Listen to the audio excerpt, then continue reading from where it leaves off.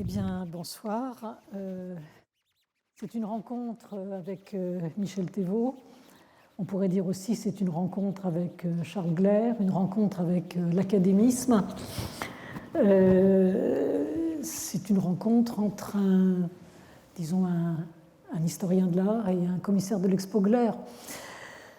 Alors Michel Thévaux, qui signera son livre à la sortie de cette séance, je crois, a marqué beaucoup d'esprits par la publication de ce livre, L'académisme et ses fantasmes, aux éditions de Minuit, je pense que c'était en 1980. Michel Thévaux est de Lausanne, il est historien de l'art. À la suite de ses contacts avec Jean Dubuffet, il a fondé et dirigé pendant 25 ans, je crois, la collection de l'art brut à Lausanne. Comme vous l'avez dit une fois, vous vous consacrez plus particulièrement au phénomène borderline, tel que l'académisme, l'art des fous, le suicide, le spiritisme, les reflets des miroirs, l'infamie, le syndrome vaudois. Il est vaudois. Nous parlerons peut-être du syndrome vaudois. Conservateur aussi au musée cantonal des Beaux-Arts de Lausanne pendant 15 ans et professeur d'histoire de l'art et de muséologie à l'université de Lausanne. Voilà. À ma droite, Côme Fabre, qui est le commissaire de l'exposition Gleyre, que je pense vous avez tous vu, ancien élève de normalien, disons, et de l'Institut national du patrimoine, conservateur en charge des peintures académiques et symbolistes au musée d'Orsay jusqu'en 2015. Et au moment où vous prépariez l'exposition Gleyre, hop, vous passez au Louvre. Conservateur en charge de la peinture française fin 18e, début 19e, donc au département des peintures du Louvre.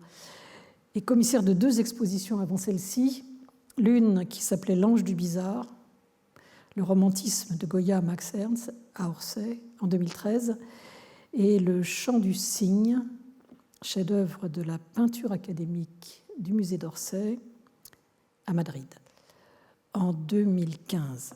Donc nous sommes en plein académisme. Alors, ce qui vous réunit l'un et l'autre, c'est peut-être des phénomènes borderline, chers à Michel Thévaux, l'infamie, le spiritisme, le bizarre, les fous. Mais c'est d'abord l'académisme et plus spécifiquement ici Charles Gleyre. Nous allons commencer par l'exposition, peut-être puisque Michel Thévaux, qui arrive de Lausanne, vient de voir l'exposition avec Côme Fabre. Et donc, la question évidemment qui se pose, ce sont des toiles que vous connaissez, Michel Thévaux, que vous avez beaucoup vues en Suisse et sur lesquelles vous avez travaillé, bien sûr, en écrivant l'académisme et ses fantasmes. Et la question qui se pose, c'est celle de savoir que produit leur déplacement. Parce que là, bon, c'est la première exposition Gleyre en France. Tout à coup, elles sont là, présentées dans ce temple de l'art du XIXe siècle, qui est le musée d'Orsay. Est-ce que ce sont les mêmes ? Quelle impression est-ce que ça vous a fait ? À quel point une œuvre peut être tributaire de son entourage, de sa disposition. Et effectivement, le déplacement du musée cantonal des Beaux-Arts, musée de province, comme on dit à Paris, au musée d'Orsay, surtout dans cette disposition, j'ai été très impressionné par cet accrochage. J'ai été impressionné par le fait que ça intensifie quelque chose de polyphonique chez Gleyre, c'est-à-dire, c'est ce qu'on constatait tout à l'heure en parlant, il y a une quantité de signification, c'est très indécidable, ça ouvre des sens multiples dont je ne m'étais pas avisé jusqu'à présent. Je ne sais pas, pour prendre une métaphore, moi je joue de la guitare, une corde que vous pincez, qui émet un son, c'est un son riche parce qu'il comprend beaucoup d'harmoniques. Hein. Il y a non seulement la vibration centrale, mais il y a les vibrations secondaires, il y a toutes les vibrations tertiaires qu'on n'entend pas parce qu'on entend le son globalement. Mais le musicien qui vient toucher la corde ou qui vient décliner toutes ces notes révèle comme ça des significations inattendues. Et c'est là que je m'avise, effectivement, ça fait bien ressortir la richesse de Gleyre. Moi, j'ai pu voir, c'est toujours intéressant de voir la réaction des visiteurs, parce qu'à mon âge, et surtout du fait que je m'occupe de Gleyre depuis longtemps, depuis 50 ans, eh bien, il y a peut-être la réaction la plus primitive, c'est celle qui consiste à dire enfin de la bonne peinture, c'est techniquement bien peint. J'entends ceux qui sont allergiques à l'art moderne y ont trouvé quelque chose comme une consolation. Ensuite, il y a eu, et ça c'était majoritaire, ceux qui marquent bien qu'ils ne sont pas dupes et qui se croient obligés de ricaner devant cette peinture. J'en ai entendu beaucoup. Heureusement, je n'en ai pas entendu en traversant les salles. La réception de l'œuvre de Gleyre a beaucoup varié et ça tient, je m'en avise, à ce caractère polyphonique que je crois que, sans vouloir lancer des fleurs, mais je crois qu'Aume Fabre en a tiré tout le parti qu'il était possible de ces significations multiples. Il y a toutes sortes d'éléments chez Gleyre. Il y a un élément de violence, il y a un élément au contraire de pacification, il y a un élément de découverte, d'archéologie dans le temps et dans l'âme, dans le psychisme. Et toutes ces... Je reviens à ma métaphore musicale, tous ces harmoniques sont, je crois, bien mis en évidence par cet accrochage. Est-ce que c'est un compliment qui vous est fait, mon cher Côme? Est-ce que vous avez senti ça en composant cette exposition? Est-ce que vous avez cherché ça, cet élément, cette dimension polyphonique? Oui, effectivement. Déjà en adoptant un plan qui quand même respecte globalement la chronologie, mais qui, à partir du moment où Charles Gleyre devient célèbre et reconnu avec Le Soir en 1843, à partir de ce temps fort, de ce pivot dans la carrière de Charles Gleyre, on a choisi d'opter pour un plan thématique et qui justement fait entrer en résonance, brouille un petit peu la chronologie. On a des œuvres des années 40, 60, à nouveau 50, enfin bon, on déplace le curseur un peu à notre guise, mais en tout cas, il s'agissait effectivement de faire émerger l'originalité, la singularité de l'artiste, et notamment autour de questions qui n'avaient jamais été traitées auparavant, comme celle du paysage et la dimension historique, voire archéologique du paysage chez Charles Gleyre, des choses comme ça. Et puis, la présence d'autres artistes, d'autres voix qui sont un petit peu, on va dire, en sotto voce, enfin pas trop fortes quand même, des passerelles, des dialogues avec des artistes français contemporains de Gleyre permettaient aussi justement de créer des harmoniques assez enrichissantes. Alors on va bien sûr parler de Gleyre, de sa peinture, de son œuvre, mais je pense qu'on peut commencer aussi par l'académisme, puisque c'est ça qui le désigne d'une certaine façon, où on le range dans cette catégorie. Et puis vous y alliez carrément, Michel Thévault, en intitulant votre livre sur Gleyre, l'académisme et ses fantasmes. Donc, je ne sais pas, je pense qu'il faudrait peut-être définir l'académisme. Ah, les bons élèves. Non, bon, en donner une espèce d'idée. Un mot, déjà, c'est un préjugé. Académisme, c'est pesant comme mot. Ça a une hérédité très lourde. C'est déjà un mot qui, tendancieusement, vient donner une réponse que je trouve fallacieuse maintenant, avec le recul. Et déjà, je reviens à ce déplacement de l'œuvre et à cette disposition ici au musée d'Orsay. Déjà, que cette œuvre soit présentée au musée d'Orsay, moi, ça m'a évoqué l'inauguration, c'était il y a 20 ans, hein, du musée d'Orsay. Il y a 20 ans? 30 ans. Ah, ou 30 ans, oui. Qui était très polémique, déjà très problématique. Et on a avancé dans la résolution de ce problème. C'était problématique à l'époque parce que le geste qui consistait à ouvrir tout d'un coup le musée dans un temps où l'art pompier était mis dans les oubliettes, où effectivement ça n'éveillait que des remarques goguenardes, d'ouvrir le musée à ces deux tendances, c'est-à-dire l'impressionnisme et l'art dit académique ou pompier, c'était un geste d'une très grande hardiesse. Et je me souviens de ces polémiques qui posaient vraiment le problème, à savoir les critiques d'art, qui sont toujours... j'ai l'impression que tout le monde est très ouvert à la peinture, sauf la critique d'art française, d'une manière générale. Alors là, déjà, les critiques d'art, je me souviens à l'époque, ont beaucoup reproché à Michel Laclotte et Françoise Cachin, hein, c'était eux les organisateurs de cela, ont beaucoup reproché cette ouverture à l'art pompier comme si c'était une régression. Et je me souviens des arguments qu'ils étaient obligés d'invoquer sur la défensive. Hein. C'était de dire, mais il fallait bien remettre la peinture moderne dans le contexte historique, et puis on n'a pas pris des peintres, on a pris les moins pompiers possibles. Enfin, ils étaient sur la défensive. Ils disaient, on a mis les impressionnistes tout en haut parce que c'était proche de la lumière, hein, on les restitue au plein air, tandis que les pompiers, on les mettait tout... Enfin bref, c'était un discours de culpabilité.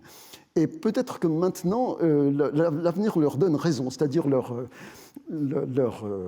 création muséographique dépassait leur pensée. C'est même propre à l'art en général. Hein, vous avez dit, oui, les impressionnistes et les pompiers. En fait, quand on entrait, moi je me souviens, j'étais absolument scandalisée. En entrant, on avait... à la droite de Dieu, les bénis de mon père, c'était les pompiers, et à gauche, c'était... Bon, il y avait des grandes toiles, disons, il pouvait y avoir Courbet, où il y avait un très grand Manet, où il y avait les femmes au jardin de Monet, mais enfin, les impressionnistes, justement, ils étaient très mal placés. Et je me rappelle très bien une conversation avec John Rewald, l'historien de l'impressionnisme, qui avait été invité à Paris pour l'inauguration, et il me disait... tout bas, comme ça.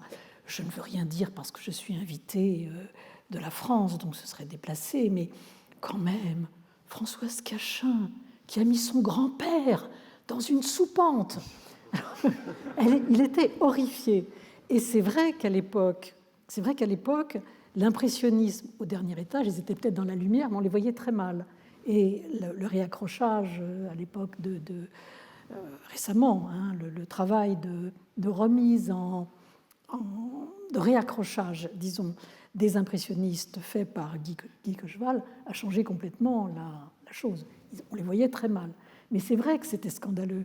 C'était scandaleux pour des gens peut-être, en tout cas de ma génération. Vous, Michel, qui aviez travaillé sur le... Enfin, de toute façon, c'est ce que je vous disais, comme il était en barboteuse à l'ouverture du musée, donc il ne se souvient pas de ces polémiques. Mais vous qui aviez travaillé sur l'académisme, sur Gleyre, puisque votre livre est paru avant l'ouverture, vous n'aviez peut-être pas ce mouvement disons, d'indignation.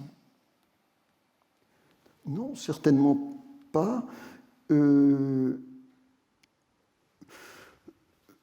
À vrai dire, mes réactions personnelles, puisque c'est votre question, étaient assez ambiguës. C'est-à-dire, c'était une époque où on était encore sous l'empire des idées de Roland Barthes, des mythologies, et la peinture dite pompier était un sujet en or pour exercer ce type de critique, hein, parce que c'était le mythe le mythe bourgeois dans toute sa beauté, dans tout son accomplissement. Donc moi, ce livre, je l'ai écrit un peu dans cette optique-là, c'est-à-dire d'exercer ses facultés de critique freudo-marxiste sur un sujet qui s'y prêtait complaisamment. N'empêche que je ne pouvais m'empêcher d'éprouver une fascination presque coupable à l'époque, parce que c'était presque honteux d'avoir une faiblesse pour cela. Et cette fascination, c'était peut-être, comment dire, il y avait quelque chose d'érotique dans la peinture Pompier. C'est ça peut-être qui me troublait. C'est ce côté de pétrification, de marmoréisation. Ça m'a rappelé ce que dit Pline déjà, c'est lointain comme composante, hein, mais Pline l'Ancien, quand il raconte que l'Aphrodite de Praxitèle était tellement belle et tellement émouvante dans sa splendeur qu'un matin, on a repéré une tache suspecte d'un admirateur qui avait passé la nuit avec cette sculpture. Alors, bon, ce n'est pas un aveu très personnel, parce qu'au fond, agalmatophile, ça veut dire amoureux des sculptures. Hein.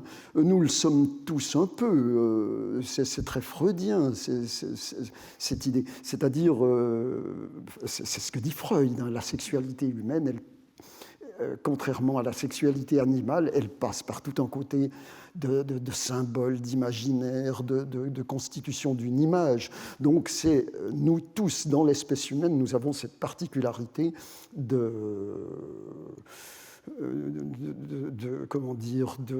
d'établir une relation par le biais de ces imagos. Et ces imagos, on les trouve par excellence dans la peinture Pompier. Donc, puis ça m'agace un peu de devoir utiliser ce terme de Pompier, parce que, encore une fois, il est péjoratif. Je reviens à cette idée, on devrait réformer le vocabulaire à cet égard. Moi, c'est la proposition que je faisais dans un article que je viens d'écrire dans Critique, dans la revue Critique, c'est que c'est ces mots qui nous gênent, pompier, Saint-Sulpicien, académique, c'est tout de suite disqualifiant, c'est tout de suite péjoratif. Et moi, je proposerais de remplacer ce terme par néoclassique. Et d'admettre, au fond, qu'il y a deux courants picturaux qui sont parallèles, qui sont sous tension, qu'il y a un courant néoclassique qui se caractériserait notamment par ce qu'on a appelé l'académisme, mais qui trouve sa continuité avec tous les mouvements figuratifs que Jean Clair a mis en évidence dans le nouveau réalisme. Ça va jusqu'au réalisme socialiste, ça va jusqu'au pop art, etc. Il y aurait ce courant qui est toujours attaché à la figuration, souvent dédoublé, souvent la figure qui se déboîte elle-même, mais ce courant-là qu'il faudrait appeler néoclassique, et l'autre courant qui est alors le courant plutôt moderniste, de critique, de subversion. Donc il faudrait admettre, au fond, ces deux paradigmes. Là, je reprends un petit peu l'idée de Nathalie Heinisch dans ce livre qu'elle a intitulé « Le paradigme de l'art contemporain », où elle propose justement d'articuler l'art moderne et l'art contemporain selon ces deux paradigmes.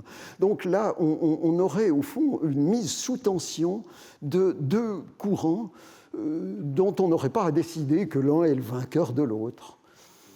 Au fond, je mets en l'occurrence Bourdieu en contradiction avec lui-même, parce que Bourdieu, lui, célèbre l'impressionnisme, il est dans cette atmosphère de célébration d'une peinture moderne qui l'emporte sur l'académisme, la peinture ancienne, la référence à l'antique, le conservatisme, etc.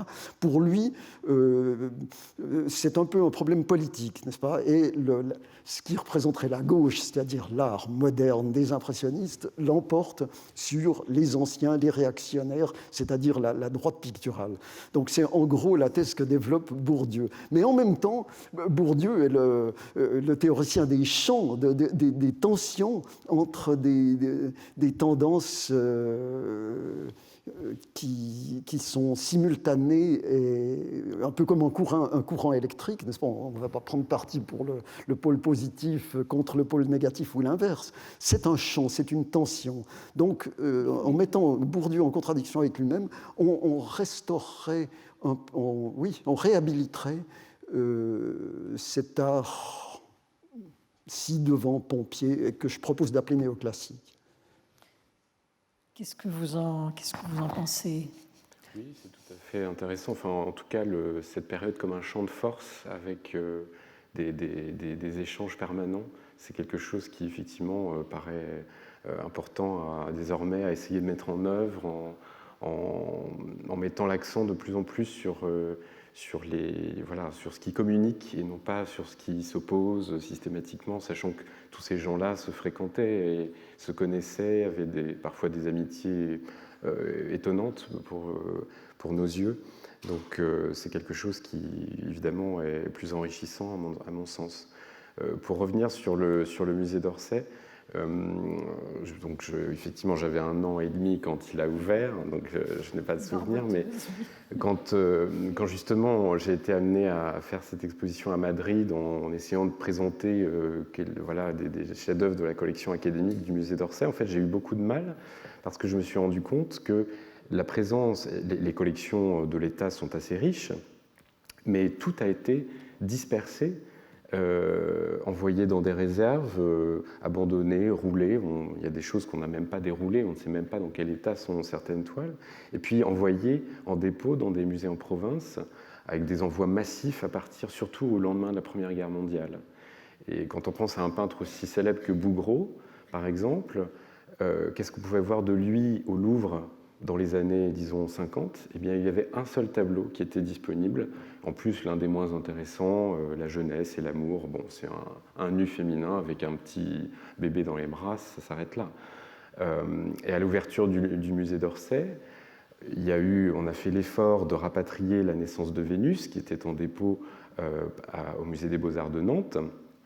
Et par conséquent, à l'ouverture en 86 et pendant presque 25 ans, Bouguereau n'a été représenté que par cette peinture-là. Or, il y en a beaucoup d'autres, et notamment une Vierge consolatrice qui était un petit peu la contre-épreuve que Bouguereau avait pensé, avec laquelle Bouguereau avait pensé être représenté dans le Grand Musée national des artistes vivants, l'antichambre du Louvre.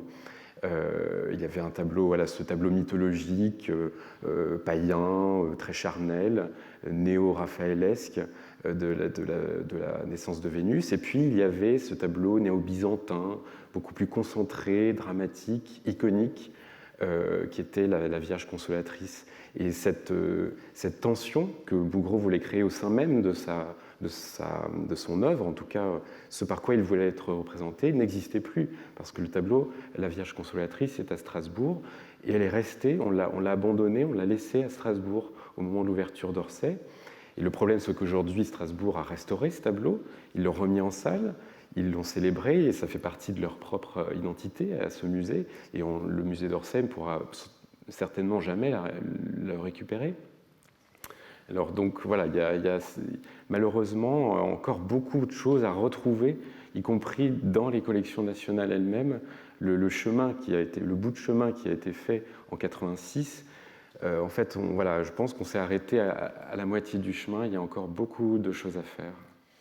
C'est curieux, c'est intéressant ce que vous racontez, parce que c'est comme si il y a toujours on parle de la tension entre néoclassique et moderniste comme quelque chose qui est peut-être nécessaire, mais il y a aussi cette espèce de tension bizarre et peut-être malsaine entre Paris qui capitalise, qui garderait ce qu'il y a de mieux et qui enverrait en province sont refoulés, ou je dirais pas ces regatons, ces restes, ces miettes, mais je me souviens du débat qui a eu lieu au moment de l'ouverture du musée du Louvre-Lens, par l'envoi comme une sorte de toile iconique qui allait à Lens pour 6 mois, ou je ne sais plus quelle était la durée de la première exposition, de la grande toile de la Croix, qui était, je ne sais pas quel est le titre, La liberté guidant.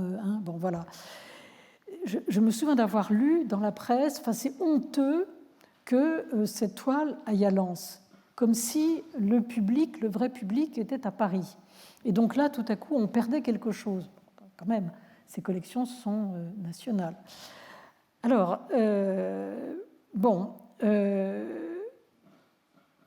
quand même, la question se pose, on ne dira pas académisme, on dira néoclassique, la question se pose de votre rencontre et votre choix de vous occuper d'un peintre académique, puisque vous l'appeliez comme ça au moment de vous titrez votre livre, L'académisme et ses fantasmes. Vous choisissez l'académisme comme objet d'étude, vous choisissez Gleyre, et la question va se poser également pour Côme. Vous devenez, d'une certaine façon, vous êtes devenu une espèce de spécialiste, en tout cas. Bon, donc comment choisit-on, comment rencontre-t-on, ou qu'est-ce que c'est que cet objet de travail qu'on choisit? Donc, on commence par Michel Thévaux. Oh ben, je reviens à cette ambiguïté. Là, vous disiez très justement le refouler en parlant de ce jacobinisme, en fait, ce parisianisme français. Il y a une perspicacité dans le rejet. C'est souvent ce qui a été... une culture se caractérise beaucoup plus fondamentalement par ce qu'elle rejette que par ce qu'elle promeut officiellement. Et effectivement, ce rejet... Mais on le comprend à l'époque, c'est sûr, mais rétrospectivement, et c'est ça le mérite d'une telle exposition, c'est de nous redonner à voir en fonction de l'évolution historique et du changement de notre regard. Je ne sais pas, pour revenir à ces figures canoniques, ces figures statufiées, ces imagos, pour reprendre le terme freudien, on peut en même temps y voir quelque chose de très ancien. Je remonte encore une fois à la mythologie grecque, pour un rite qui me paraît très significatif, c'était le rite des Spartiates, dont le règlement municipal prescrivait de faire comparaître régulièrement les adolescents nus devant le directoire, devant les efforts EPHORS, pour qu'on juge de leur bonne disposition physique. Alors, à tel et tel, on lui prescrivait un petit régime parce qu'elle devenait boulotte, à tel autre de se muscler un peu les jambes, etc. Il y avait comme ça un tribunal qui consistait à assujettir les individus, jeunes quand ils sont encore malléables, à quoi? À un canon. Parce que quel devait être le modèle auquel ces jeunes gens et ces jeunes filles devaient s'assujettir? C'était des modèles sculpturaux. C'était Praxitèle, quoi. C'est pas Praxitèle qui a imité les corps magnifiques, c'est la discipline corporelle qui s'est alignée sur ces normes-là. Et c'est quelque chose de très actuel aujourd'hui, parce que ça continue. À Paris, on voit dans les rues, on voit de plus en plus de salles de fitness où des jeunes gens, pareillement, passent des heures à se conformer au canon. C'est redevenu d'une actualité extrême. Alors, c'est là qu'on voit que ces formes qu'on a pu prendre pour conservatrices et prisonnières d'une antiquité retrouvent une actualité à la faveur de notre actualité, de notre regard, qui est plus normatif que jamais. Donc, c'est la raison pour laquelle il faut revisiter continuellement l'histoire de l'art. Et c'est peut-être pour ça que ça m'a intéressé, c'est ce phénomène d'imprévisibilité de l'art ancien. L'histoire de l'art, c'est ce que ça m'a appris, elle doit se faire non pas du passé au présent, mais à l'inverse. L'histoire de l'art, il faut la faire à reculons. Le passé est imprévisible. Il est chaque fois l'objet d'une relecture en fonction de l'évolution de notre imaginaire collectif. Elle est constamment à refaire. Il faut reconfigurer à chaque fois ce qu'on croyait résolu. Donc c'est à cause de cette ambiguïté-là, j'y reviens, que Gleyre m'a intéressé, parce que c'est le cas par excellence dans cette exposition, on le ressent constamment. Hein. Il y a, Andy Warhol, on dirait qu'il a influencé Gleyre d'une certaine manière. J'entends ce déboîtement de Andy Warhol. On aurait pu dire la même chose. Andy Warhol, c'est le peintre de la superficialité, c'est le peintre des vedettes. Tout le monde a défilé dans la factory. C'est l'art du capitalisme consumériste. On pourrait critiquer Andy Warhol exactement comme on a critiqué les peintres néoclassiques ou pompiers autrefois, mais en même temps, le génie d'Andy Warhol, c'est ce léger excès, ce léger déboîtement qui fait que toute cette imagerie totalement idéologique et totalement prisonnière de notre imaginaire collectif, eh bien, il en représente la formulation dédoublée, décalée.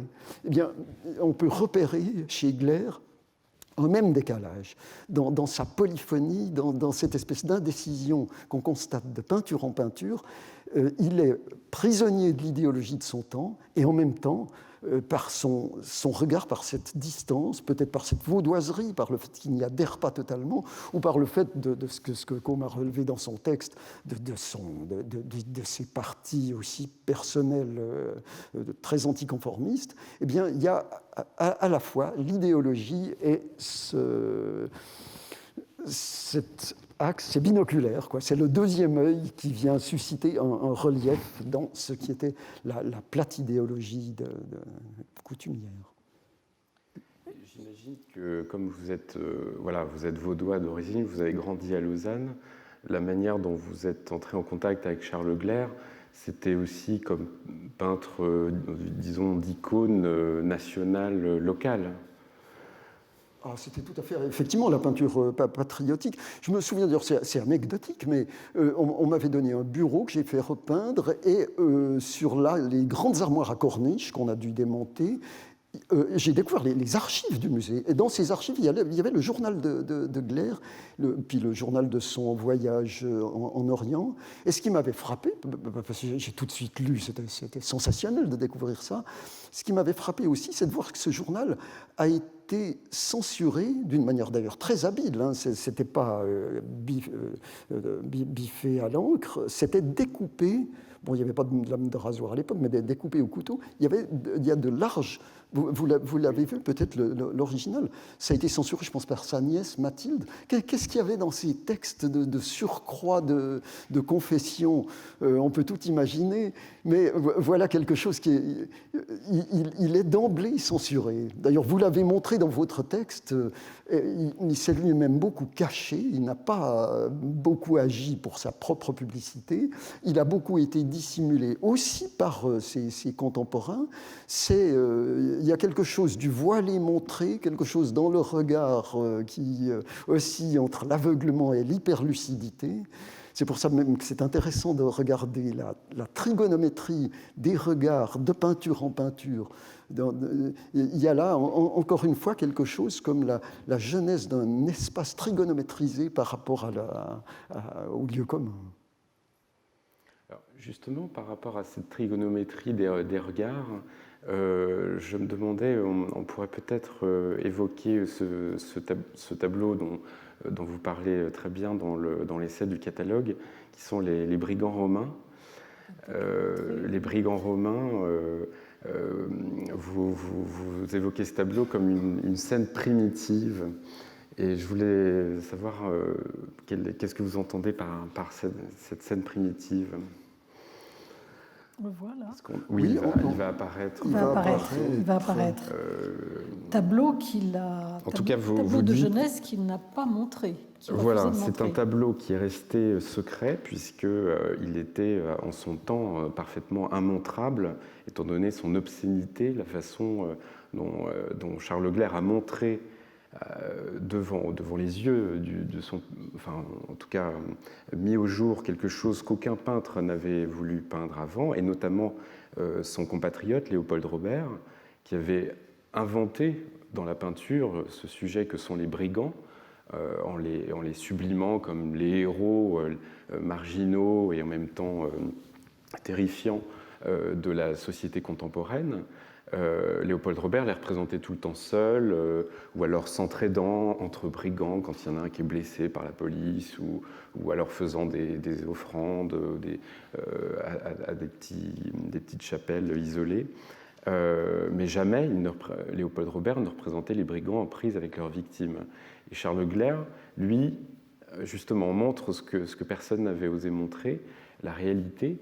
Et je pense que si ça avait été montré au public de 1830, enfin, ça aurait été aussi glaçant que comme ce qu'on entend aujourd'hui avec, par exemple, ce fait divers d'une touriste japonaise violée collectivement en Inde, enfin, cette chose qui a vraiment scandalisé le monde entier. Bon, bah là, ce sont des touristes contemporains, peut-être anglais, c'est ce que prétend Charles Clément, voilà, violés par des brigands romains.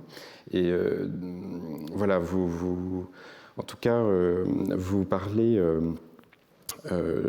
Michel, de cette constante qu'il y a chez Gleyre d'exorciser les regards par la peinture, en mettant donc de toile en toile la fonction visuelle dans tous ses états.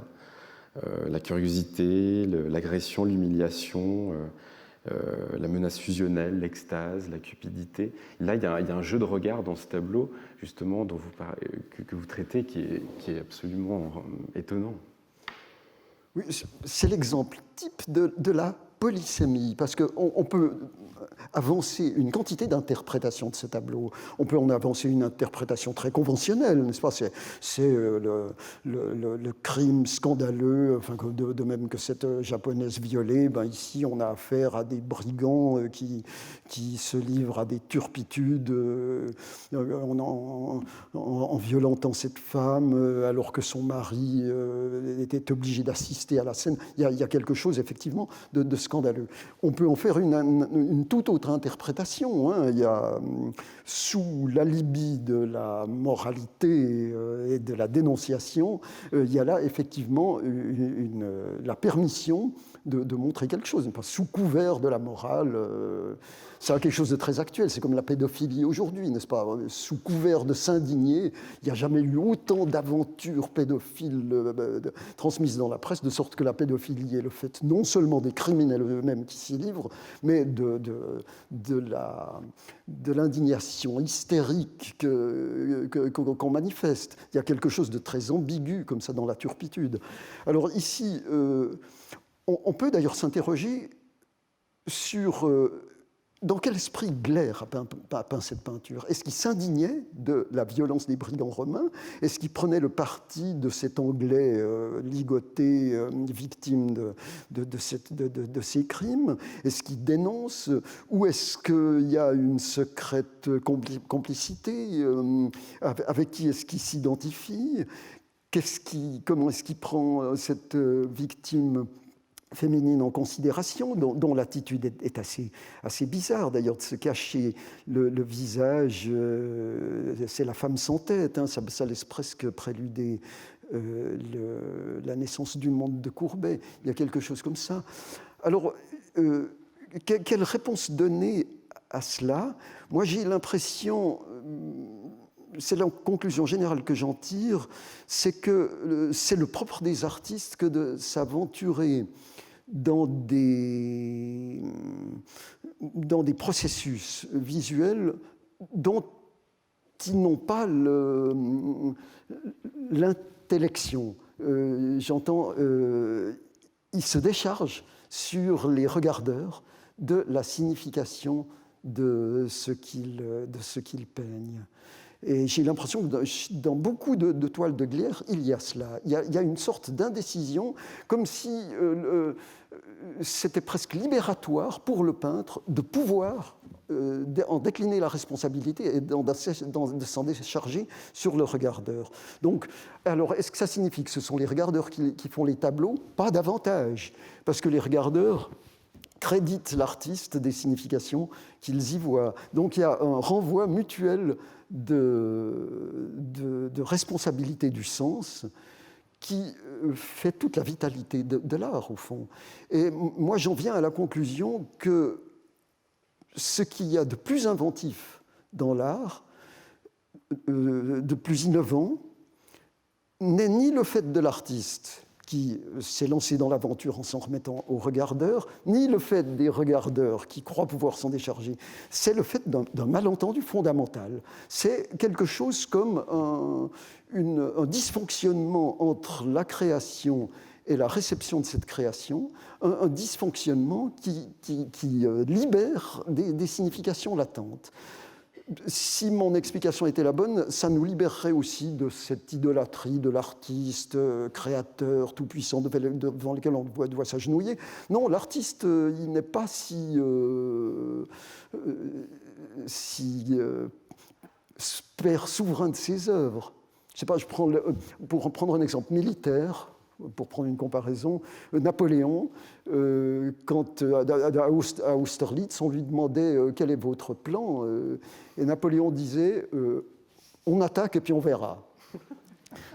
Et puis ensuite, alors à Sainte-Hélène, il a donné des explications sur son génie militaire, etc. Mais c'était rétroactif. Austerlitz s'est passé comme ça, il a attaqué, puis on a vu, puis, etc. C'était une improvisation, il n'avait pas le programme. Eh bien, j'ai l'impression que les artistes sont toujours un peu napoléoniens, c'est-à-dire ils se lancent avec d'autant plus d'intrépidité qu'ils n'ont pas à donner la justification, la légitimation de ce qu'ils font. Et voilà une toile qui m'en paraît l'illustration. Gleyre a eu honte ensuite de s'être lancé si hardiment dans cette affaire-là. Il a peut-être pris a posteriori conscience c'est le retour du refoulé dont vous parliez. Oui, parce que bon, il y a aussi une dimension biographique, autobiographique qui est trouble, qui est inquiétante dans ce tableau, puisque le commissaire le sait bien. Qui est ce personnage accroché à son arbre et qui se retourne? Pas commissaire de police, je suis juste commissaire d'exposition. Oui. Oui, là, enfin, ce n'est pas moi, ce sont notamment William Othman et Patrick Schaucable qui ont reconnu les traits d'Horace Vernet, le peintre célèbre à cette époque, qui avait été, après avoir été un peintre un petit peu provocateur, hostile à la Restauration, nostalgique de Napoléon Ier et revendiquant cette nostalgie de l'Empire, était un peu rentré dans le rang et avait accueilli favorablement les décorations que la monarchie pouvait lui octroyer et a été élu à l'Institut. Et puis a accepté ensuite d'être directeur de la Villa Médicis. Donc il se trouvait à Rome au moment où Charles Gleyre s'y trouvait également. Et il a accueilli Charles Gleyre lors de réception, parce que Vernet entretenait une vie très brillante à la Villa à cette époque-là. Et évidemment, le centre d'attention de toutes ces soirées, c'était la fille du patron, Louise Vernet, dont Charles Gleyre serait tombé amoureux. C'est ce que, en tout cas, atteste son ami biographe Charles Clément, qui l'a connu bien après.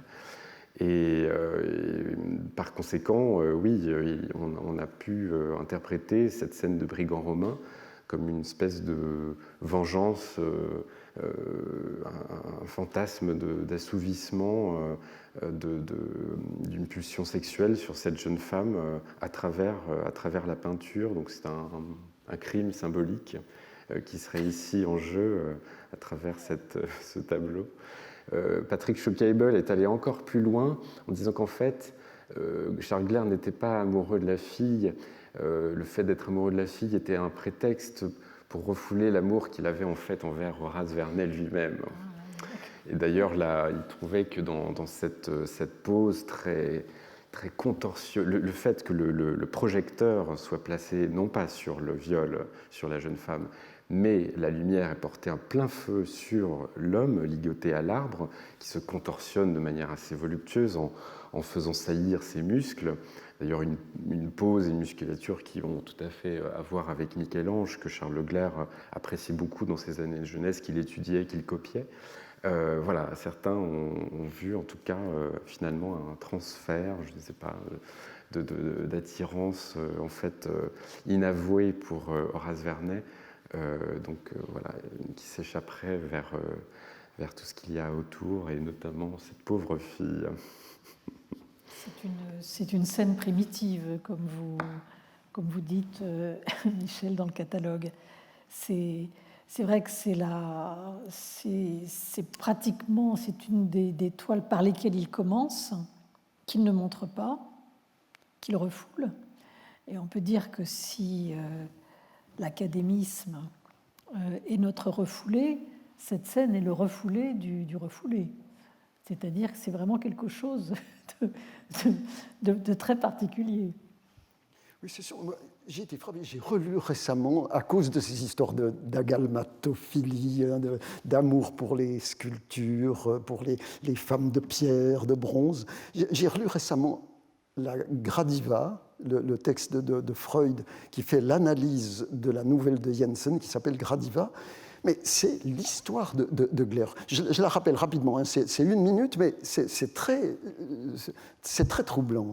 La Gradiva, c'est l'histoire d'un jeune homme qui a peur des femmes, et notamment qui a peur surtout d'une jeune fille dont il est tombé amoureux, qui s'appelle Zoé, c'est la vie, quoi, et qui fuit cela, de même que Gleyre a fui Louise Vernet, dont on me parlait, dans un lointain qui est à la fois géographique et temporel, n'est-ce pas ? Il est archéologue, ce jeune homme dans Gradiva, et il va faire le voyage du Sud, et il va s'intéresser aux vieilles pierres, aux antiquités, et notamment aux femmes de pierre, aux sculptures, de même que, enfin, il y a une jonction dans ce retour archéologique, et tous les deux fantasment sur ces femmes sculpturales. Il y a là une analogie. Et en particulier dans Gradiva, il y a cette affaire du pied de la Gradiva auquel l'archéologue s'intéresse particulièrement, parce qu'il s'interroge sur la justesse du pied de la Gradiva telle qu'elle est représentée dans le bas-relief. Donc il observe toutes les femmes qui marchent, leur démarche pour voir si ça correspond. Les femmes sont très flattées de voir un regard si attentif, mais c'est un regard archéologique. Et de même, Gleyre bien statufie toutes les femmes. Et il y a ce rêve du héros de la Gradiva qui voit cette Gradiva s'étendre à ses côtés, et il lui fait ce compliment: tu es aussi belle que si tu étais de marbre. Donc il y a ce fantasme de la marbre. Puis il y a même un Archéoptéryx qui passe dans le rêve, un de ces oiseaux fossiles antédiluviens, de même que dans une peinture de Gleyre que vous avez pu voir, il y a aussi un Archéoptéryx qui parle. Enfin, on dirait que Freud et Jensen ont lu la biographie de Gleyre par Charles Clément.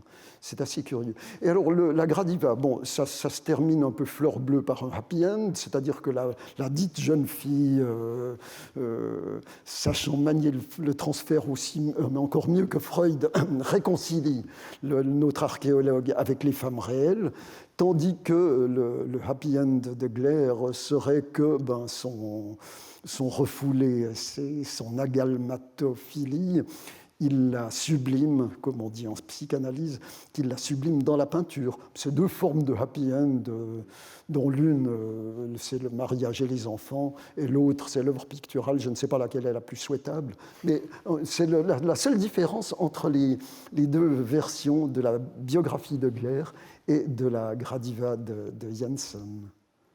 On est en plein 19e siècle et quand vous écrivez, quand vous rédigez l'académisme et ses fantasmes, vous évoquez aussi beaucoup le fait que Gleyre est le symptôme d'une époque. Donc peut-être qu'on pourrait parler de ça, ou on pourrait peut-être aussi voir une autre œuvre. Oui, justement. Laquelle regardons-nous? Je ne sais pas, on peut voir peut-être soit le... Vous commencez votre ouvrage en parlant beaucoup d'une œuvre qui est très importante déjà pour le canton de Vaud et qui pour vous est l'allégorie par excellence de la castration, c'est le Major d'Avel. Vous consacrez beaucoup de lignes à ce tableau où vous y voyez justement tout ce patriotisme très paradoxal, étrange, dont le canton de Vaud et ses habitants est capable. Voilà, est-ce que vous pouvez nous retracer d'abord cette étrange histoire quand même du Major d'Avel, toute cette manipulation qu'il y a autour de cette exécution spectacle qui est mise en scène par Charles Gleyre? Est-ce que cela dit aussi sur le monde dans lequel il a grandi, d'où il provient? Oui, c'est une œuvre assez étrange parce que le major d'Avel avait pris la tête d'un soulèvement un peu comme les Carbonari en Italie, n'est-ce pas? C'est d'un soulèvement contre les occupants bernois. Donc, quand on voit ce tableau, et si l'on sait qu'on a affaire à l'exécution de celui qui a été à la tête de ce soulèvement contre les Bernois, on se figurerait rapidement que ce sont les Bernois qui exécutent le Major d'Avel. Or, en fait, ce sont les Vaudois qui l'exécutent devant un public de Vaudois qui a l'air d'assister à un spectacle. Il y a là quelque chose comme une sorte de retournement d'un peuple qui a voulu se soulever et qui exécute son héros libérateur. Il y a là quelque chose comme une autoflagellation ou une défaite qu'on s'inflige soi-même. Et peut-être que c'est représentatif d'un état d'esprit peut-être plus général. Est-ce qu'on pourrait regarder peut-être une œuvre, parce que ce qui m'intéresse encore une fois, c'est la statification. Sappho, par exemple, où on a affaire à... Parce que là, on est un petit peu dans l'anecdote historique, dans l'histoire vaudoise, qui est peut-être moins significative, mais dans une œuvre comme celle-ci, Sappho, d'ailleurs rebaptisée par le public. Déjà, je reviens un petit peu à cette idée, c'est assez curieux que Gleyre n'a fait là que peindre une jeune femme dans un décor à la mode, le décor pompéien qui était à la mode à l'époque, et c'est le public qui l'a rebaptisé le coucher de Sappho. C'est là qu'on voit l'interférence entre la création et la réception et ce malentendu persistant. Mais ce qui me paraît symptomatique dans une image comme celle-ci, c'est la marmoréisation. C'est effectivement le fait d'une représentation en principe aussi sensuelle, mais qui trouve l'alibi de l'Antiquité pour se traduire visuellement. Et ce fantasme, c'est un fantasme collectif.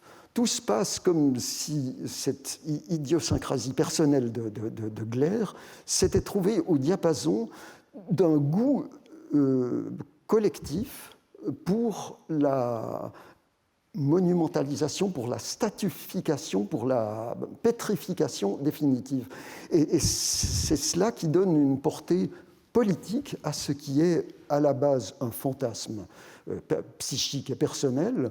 Il se trouve qu'un fantasme privé, celui de Gleyre, celui de tomber amoureux d'une femme de pierre plutôt que d'une femme réelle, se trouve au diapason d'une société qui a envie d'arrêter l'histoire. On a peut-être quelque chose comme un début de la fin de l'histoire, qui est tellement notre histoire actuelle à nous, mais on a cette ce précédent sous Napoléon III, c'est-à-dire l'obsession d'une société qui ne veut pas que l'histoire bouge, qui ne veut pas que les principes démocratiques emportent cette classe qui a vaincu et qui est dominante, qui veut arrêter, geler l'histoire, de sorte que ce que le public bourgeois, qui est le seul public de la peinture à l'époque, demande à ces peintres, c'est de monumenter, de pétrifier l'état de fait. Il se trouve que ces peintres, peut-être inconsciemment, ont provoqué le retour du refoulé, je reviens à votre formule, dans le marbre même, c'est-à-dire tout se passe comme s'ils avaient, par une sorte de retour du refoulé, comme s'ils avaient érotisé le marbre lui-même et répandu finalement ce goût du marbre. En même temps, la société veut geler, statifier les choses, et en même temps, sa sexualité est dominée. C'est la mode des femmes pâles, des femmes cadavériques, enfin j'entends livides, avec la mode des linceuls, n'est-ce pas, des choses comme cela. C'est le Père-Lachaise, c'est le haut lieu des fantasmes érotiques de l'époque. Donc il y a là tout un jeu entre ce qui est le refoulement, c'est-à-dire le fait de dévitaliser la réalité, et en même temps ce retour du refoulé, parce que c'est la loi freudienne, n'est-ce pas, le refoulé fait toujours retour dans les moyens même qu'on met pour se réprimer.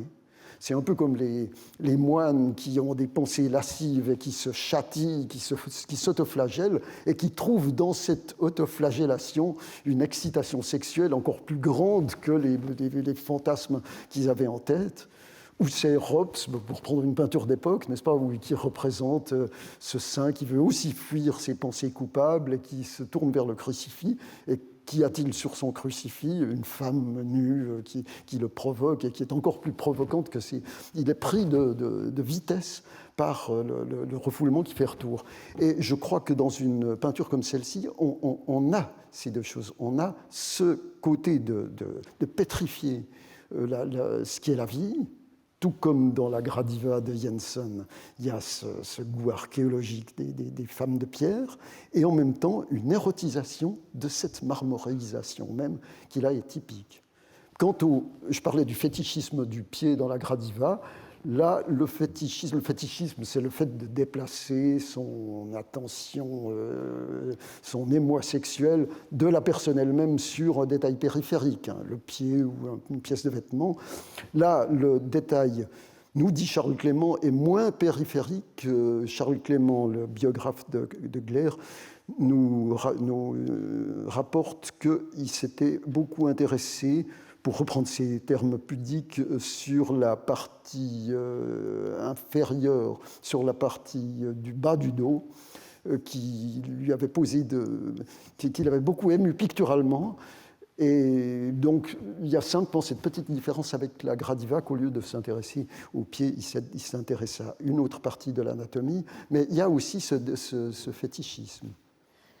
Oui, d'ailleurs, il y a un témoignage assez troublant justement de Charles Clément qui raconte la focalisation aussi de Gleyre sur les jambes. On lui reprochait de faire des jeunes femmes avec des pieds un peu lourds, avec des articulations, notamment au niveau de la cheville, qui étaient un peu épaisses. Et Charles Gleyre avait une idée très arrêtée, soutenait son opinion avec ardeur et ténacité, nous dit Charles Clément. Dans l'extrême jeunesse, la jambe près du pied est épaisse et comme engorgée. Du jarret au talon, elle ne doit pas saillir. Elle descend par une ligne presque droite. Dès que le mollet s'accuse fortement, que la cheville se dessine, s'étrangle et se décharne, c'est que la décrépitude commence. Ce sont des jambes minces, des jambes à bottines qui font bien le trottoir quand il y a de la boue. Bref, ajoutait-il en s'échauffant, la décrépitude commence à 18 ans, à 20 ans plus tard. Ainsi, prenez des modèles très jeunes. Passé 20 ans, la femme n'existe plus pour l'artiste. je ne connaissais pas cette citation de. Donc, là de aussi, Clément. il fuit, Oui, disons qu'il fuit les vraies femmes sous prétexte de dire que la vraie femme, elle est entre 17 et 19 ans. Oui, elle est très vite. Il se réfugie dans une espèce d'état intermédiaire entre l'enfant et la femme mûre, plutôt que de voir des vraies femmes en face de lui. Ce qui est, bien sûr, on en a beaucoup parlé, mais ce qui est fascinant quand on voit une représentation, comme on voit un nu comme celui-là, ou quand on voit la fameuse Vénus de Cabanel, quand on pense à quel point ce qui paraissait obscène, c'était l'Olympia, et ça, pour, disons, le spectateur de l'époque, c'était un nu, mais ça n'était pas obscène. Ça, c'est tout à fait étonnant.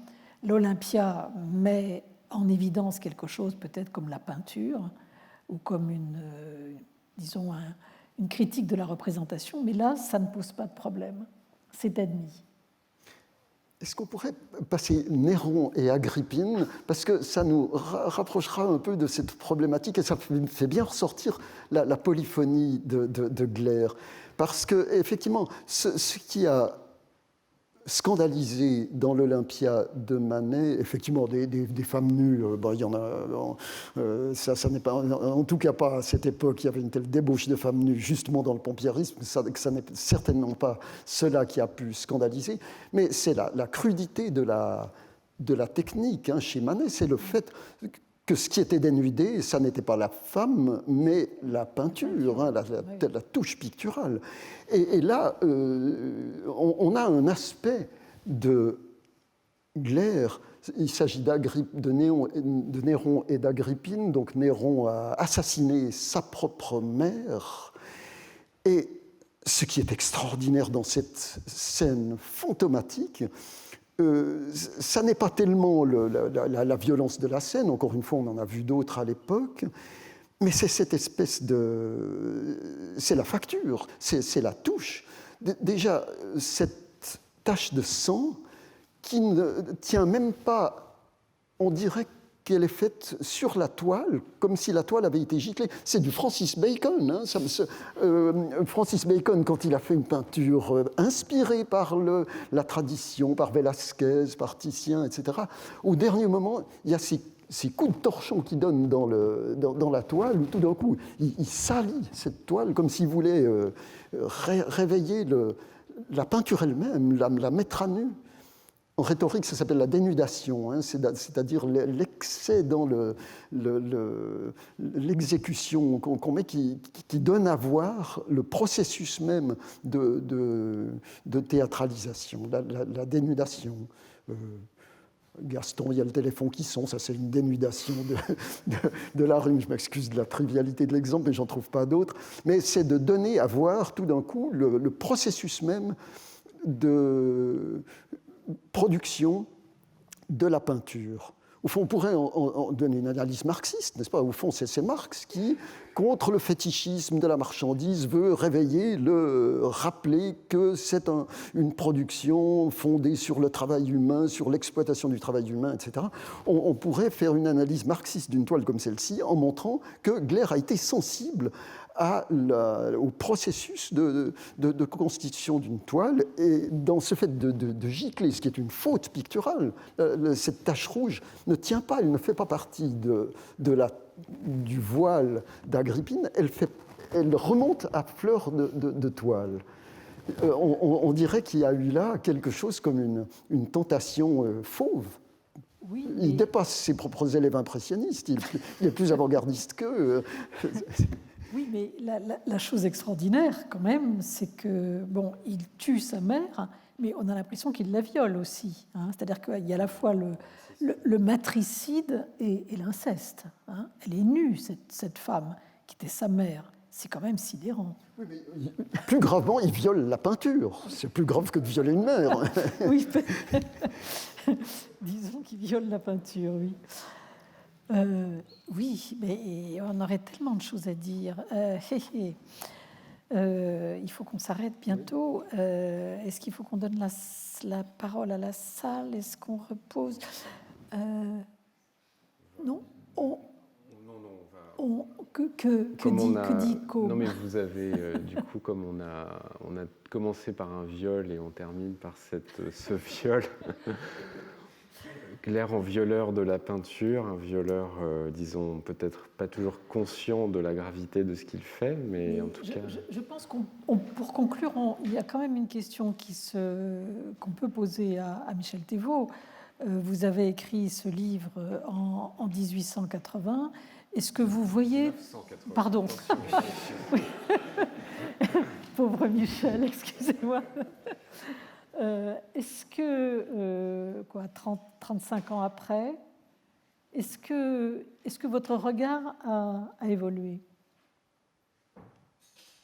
Bon, ce n'est pas mon regard qui a évolué, c'est la société qui a évolué.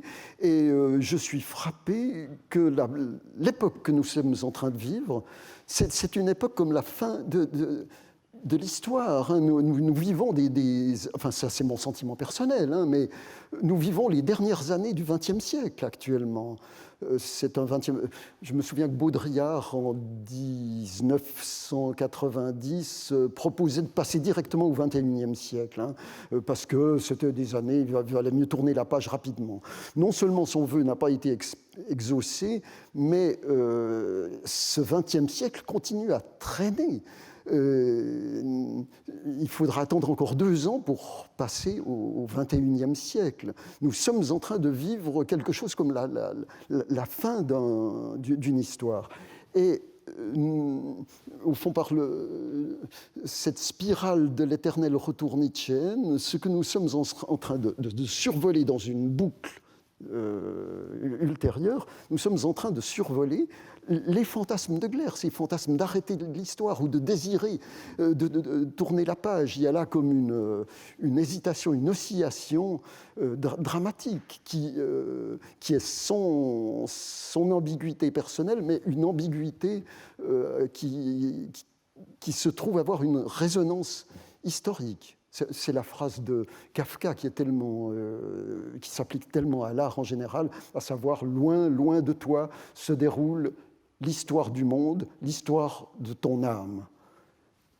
L'histoire est l'histoire de ton âme. Il y a une sorte d'interférence entre le plus intime et le plus planétaire.